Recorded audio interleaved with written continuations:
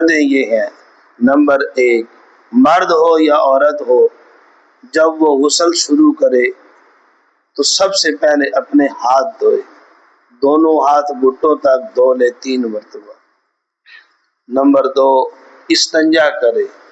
Number 3، جسم پر اگر کوئی نجاست ہو تو اس کو دھو لے۔ نمبر 4، مکمل وضو کرے، جیسے نماز کے لیے وضو کیا جاتا ہے۔ اور نمبر 5، پورے جسم پر 3 مرتبہ پانی بہائے۔ یہ 5 عمل کریں گے تو ہمارا غسل سنت کے مطابق ادا ہو جائے۔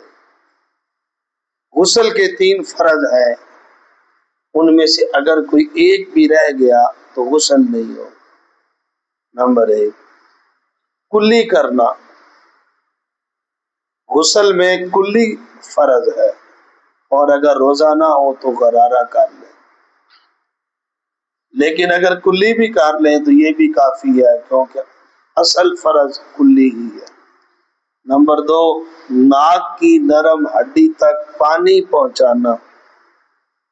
اگر بندے کا روزہ نہ ہو پھر تو اسی طریقے سے کہ وہ ناک میں پانی لے کر ڈال لے، لیکن اگر روزہ ہو تو اس وقت ناک میں پانی ڈالنے سے روزہ ٹوٹ جائے گا۔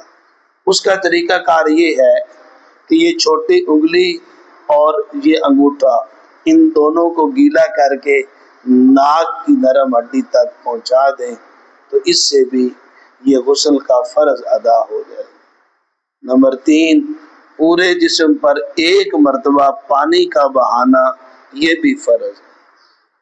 تو یہ تینوں فرض جب پورے ہوں گے پھر غسل ادا ہوگا۔